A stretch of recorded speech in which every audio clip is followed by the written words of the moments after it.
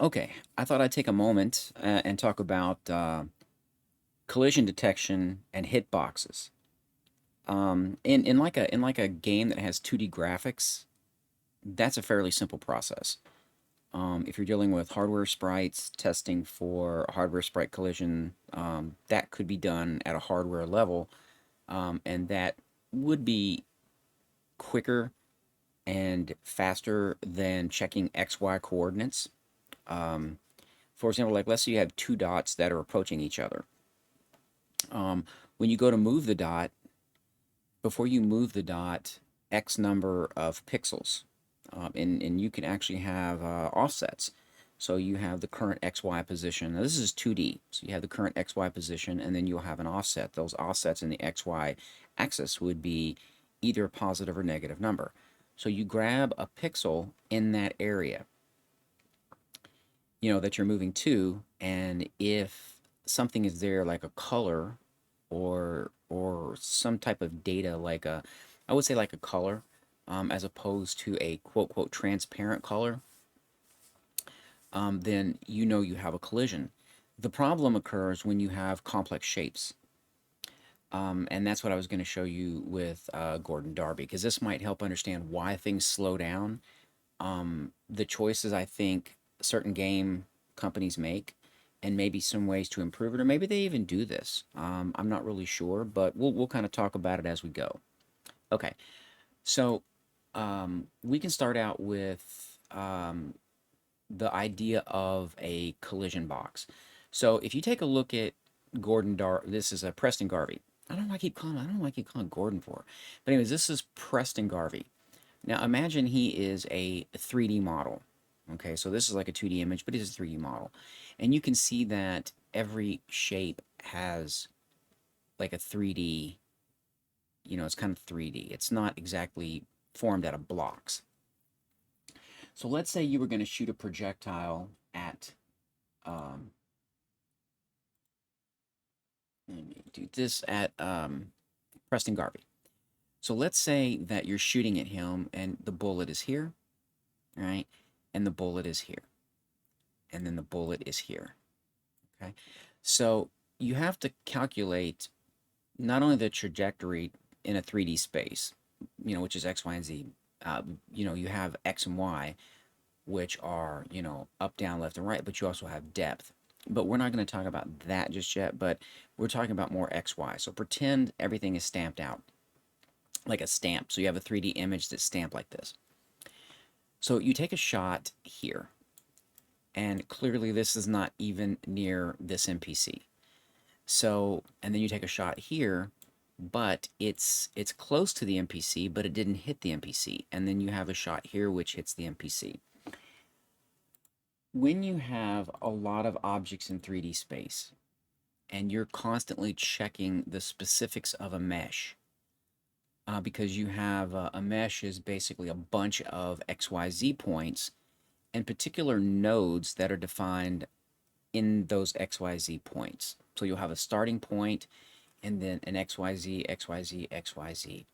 Um, and it's these series of shapes or polygons, if you want to call them that, that are interconnected that give you the wire mesh shape.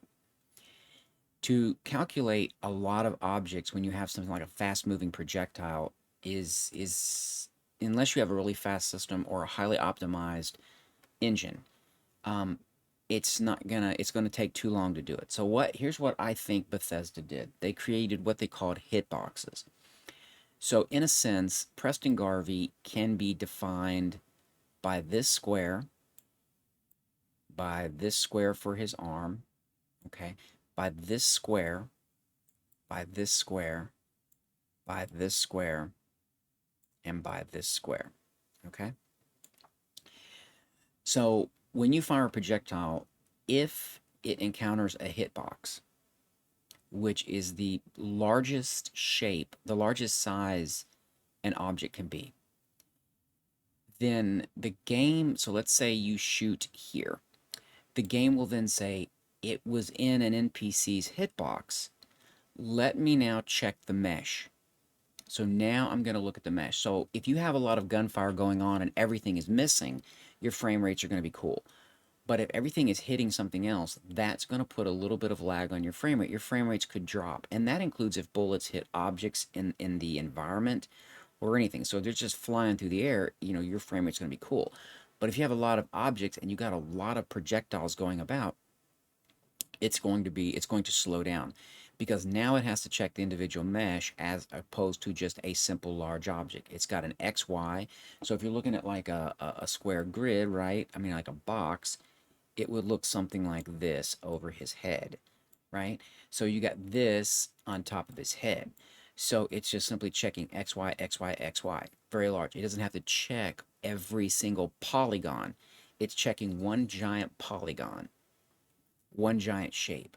So it doesn't have to check every single shape unless it gets within that hitbox. So the first stage is, to me, the first step is, if this is how they did it, would be, did the projectile enter a hitbox? If it did, then I need to look at this object's hitbox. I need to look at this object's mesh to see whether or not it hit the object.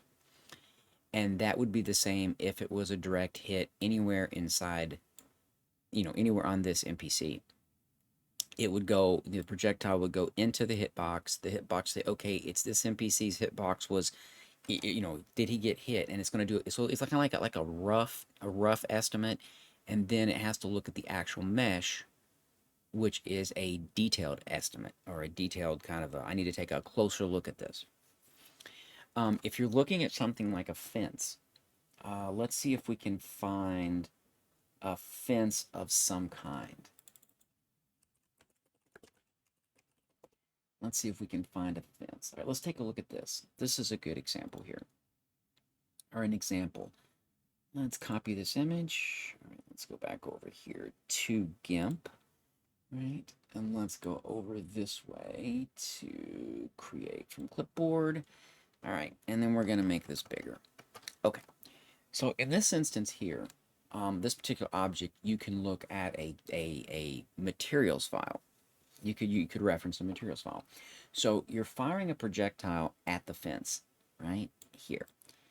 Okay, so what you can do is you can take a look at a very simple hitbox, right? So it's kind of like an XY, it's just a grid. It doesn't look at the detail.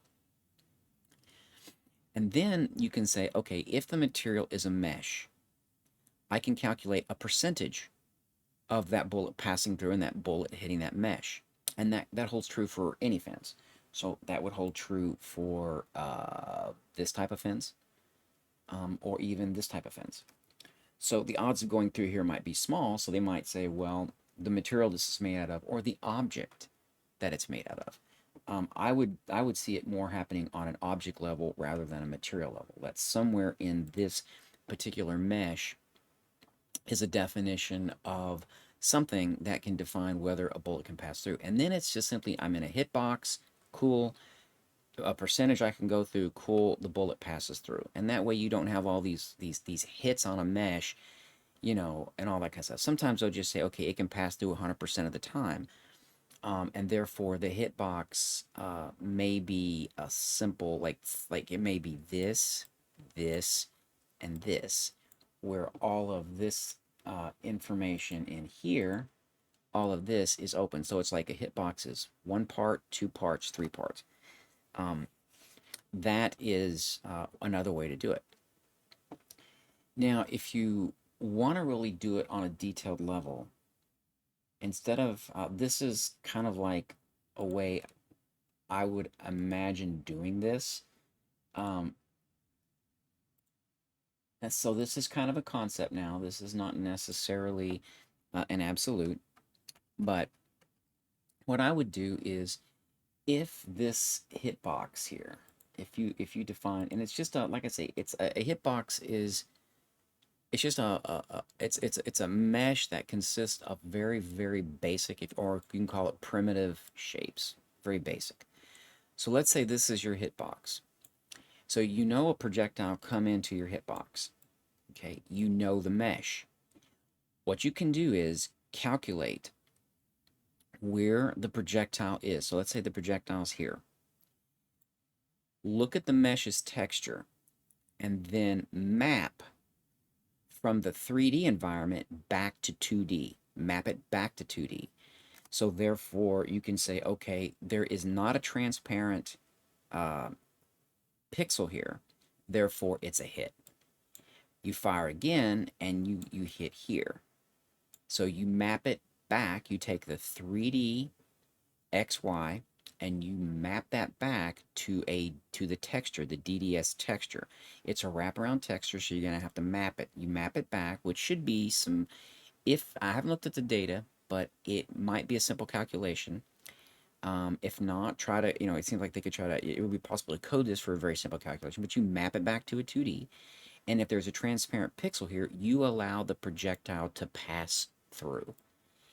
And that gives you very, very simple, you can still you use your hitboxes, but then you map to a 2D to see if, I mean, you map to back to the texture to see if it can pass through. And if your mapping goes beyond the texture, then assume it's a pass through. So like for a face or something, if it's beyond the boundaries of, let's say, the DDS segment, then you just simply allow it to pass through. And that way you stick with hitboxes and you stick with images and you don't have to do all of the collision detection. Now, this is for projectiles. This would only be for projectiles. You wouldn't have to do all that collision detection that you would normally do, and that might save some engine cycles, your CPU cycles. So it might take less overhead to actually do this kind of collision detection for projectiles than it would for like, let's say, an NPC trying to run through a box. Like one object colliding with another object that is a non-projectile. The only biggest problem you would have is to render, especially if it's a tracer or a laser image, to render it behind the object, because normally that would be like a line or something. So that would get rid of, I could see them not doing that to eliminate a visual glitch, but for a bullet projectile, you could probably, what you could do, um, you could end, like you could actually, if you're drawing, let's say, a tracer or a laser, like a laser beam, you could draw the line. Let me do this in a different color. So you could draw the line to the hitbox, then stop that line. And then if it passes through, go to the other side of the hitbox, the width, the depth of the hitbox, pick that line up and then redraw it. And what you would have is a tracer line that appears to go through the object. But in a sense, what it's done, it drew a line to the hitbox. It stopped as though it hit the item, the object, but then it started drawing again from the projected XY position, so that way it adjusts accordingly forward. And that seems like to me that'd be a lot quicker than trying to do all of the very detailed mesh calculations for collision. They may have done it that way, I'm not sure, but I just thought I would share that to give you some idea of things that can affect frame rate and how programmers kind of think of things and how they kind of try to knit ideas and data structures together to give like a final product, as in that product being a game. So I hope that helps, and like I say, have fun and enjoy your game.